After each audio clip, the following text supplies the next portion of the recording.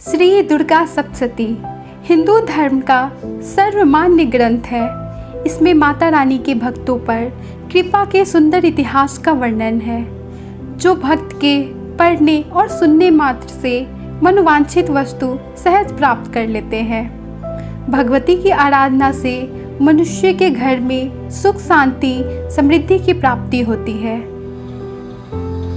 इति श्री दुर्गा सप्तशती 13वां अध्याय।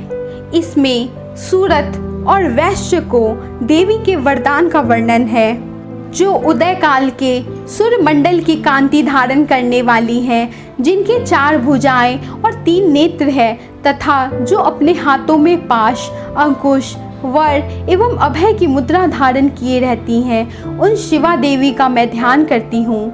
ऋषि कहते हैं, राजन, इस प्रकार मैंने तुमसे देवी के उत्तम महात्म्य का वर्णन किया, जो इस जगत को धारण करती हैं। उन देवी का ऐसा ही प्रभाव है। वे ही विद्या ज्ञान उत्पन्न करती हैं। भगवान विष्णु की महामाया स्वरूपा उन भगवती के द्वारा तुम ये वैश्य तथा अन्य विवेकी जन मोहित होते हैं, आगे भी मोहित होते रहेंगे। महाराज, तुम उन्हीं परमेश्वरी की शरण में जाओ। आराधना करने पर वे मनुष्यों का भोग, स्वर्ग तथा मोक्ष प्रदान करने वाली होती हैं। मार्कंडेय जी कहते हैं, मेधा मुनि की वचन सुनकर राजा सूरत ने उत्तम व्रत का पालन करने वाले महाभाग महर्षि को प्रणाम किया। वे अत्यंत ममता राज अपहरण से बहुत खिन्न हो चुके थे। महामुने इसलिए विरक्त होकर वे राजा तथा वैश्य तत्काल तपस्या को चले गए। वे जगदम्बा के दर्शन के लिए नदी के तट पर रह के तपस्या करने लगे। वे वैश्य उत्तम देवी सूक्त का जप करते हुए तपस्या में प्रवृत्त हुआ। वे दोनों नदी के तट पर देवी की मूर्ति बनाकर पुष्य, धूप, हवन आदि द्वारा उनकी आराधना करने लगे। उन्होंने मिट्टी की मूर्ति से अपने आहार को धीरे धीरे कम करने लगे तथा निराहार रहकर देवी में ही मन लगाए एकाग्रता पूर्वक उनका चिंतन आरंभ किए। वे दोनों अपने शरीर के रक्त से प्रोक्षित बलि देते हुए लगातार 3 वर्ष तक संयम पूर्वक आराधना करते रहे।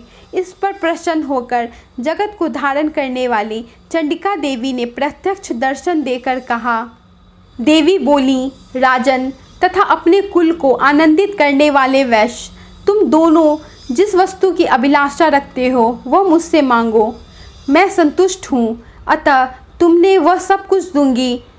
मार्कंडेय जी कहते हैं, तब राजा ने दूसरे जन्म में नष्ट न होने वाला राज्य मांगा तथा इस जन्म में भी शत्रुओं की सेना को बलपूर्वक नष्ट करके पुनः अपना राज्य प्राप्त करने का वरदान मांगा। वैश्य का चित्त संसार की ओर से खिन्न एवं विरक्त हो चुका था और वे बड़े बुद्धिमान थे, अतः उस समय उन्होंने ममता और अहंता रूप आसक्ति का नाश करने वाला ज्ञान मांगा।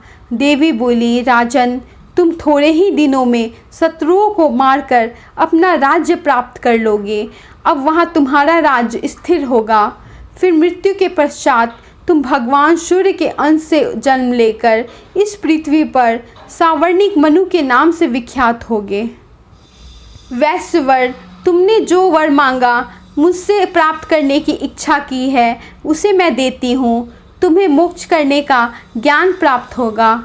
मार्कंडेय जी कहते हैं, इस प्रकार उन दोनों को मनोवांछित वरदान देकर तथा उनके द्वारा भक्ति पूर्वक अपनी स्तुति सुनकर देवी अंबिका तत्काल अंतर्धान हो गई। इस तरह देवी के वरदान पाकर क्षत्रियों में श्रेष्ठ सूरत सूर्य से जन्म ले सावर्णिक नामक मनु होंगे।